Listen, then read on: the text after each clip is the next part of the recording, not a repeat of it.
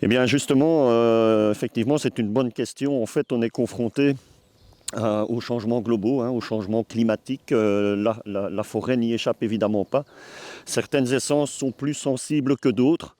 Et certaines essences réagissent mal par rapport au réchauffement climatique. C'est surtout lié aux événements tempétueux, aux plus fortes tempêtes. C'est surtout lié au réchauffement climatique en général, aux fortes températures, surtout lorsqu'elles surviennent au printemps, par exemple, au moment du débourrement. Et certaines essences sont plus sensibles que d'autres, comme le hêtre, par exemple, qui lui accuse quand même significativement le coup. Alors, ce qui lui arrive, il est en stress hydrique à cause des sécheresses. Les grands vents peuvent endommager les radicelles et donc affaiblir l'arbre qui est plus sensible aux ravageurs.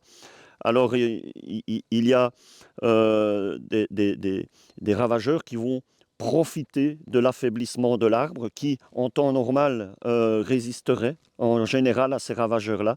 Et le hêtre, ben, lui, il accuse le coup avec notamment une maladie qui est une maladie fongique, le Phytophthora, qui en général est létale.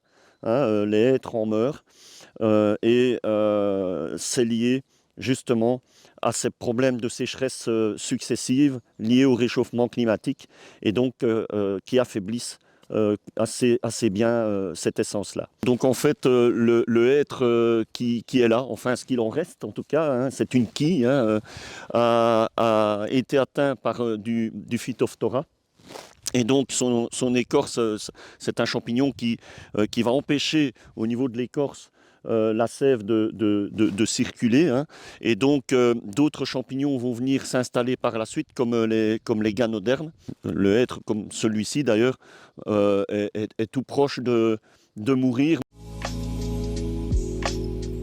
Ce hêtre est mort. C'est une quille qu'on a laissée debout qui servira dans l'intérêt de la biodiversité. Des pics pourront venir creuser leur loge.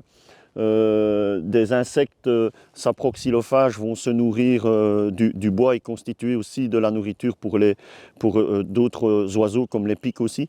Et donc, ils contribuent au maintien de la biodiversité. On a indiqué d'ailleurs sur l'arbre, vous pouvez voir un petit triangle orange, enfin rouge-orange là, qui indique que cet arbre est mort, est préservé dans l'intérêt de la biodiversité.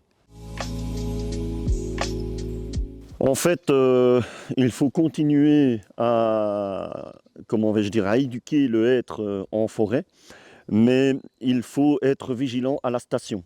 Donc il ne faut plus envisager de cultiver, d'éduquer du hêtre là où il n'est pas en station, parce qu'il va évidemment, s'il n'est pas sur des bons sols, s'il n'est pas sur des sols qui lui conviennent, il va marquer le coup encore plus. Donc il faut veiller à ce que l'essence soit adaptée à la station, et ça vaut pour toutes les essences. Et on doit essayer de l'éduquer en l'éclaircissant de manière dynamique pour pouvoir lui donner tout l'espace nécessaire afin qu'il puisse grandir le plus rapidement possible, entre guillemets, pour échapper justement, pour diminuer les risques liés aux attaques de ravageurs.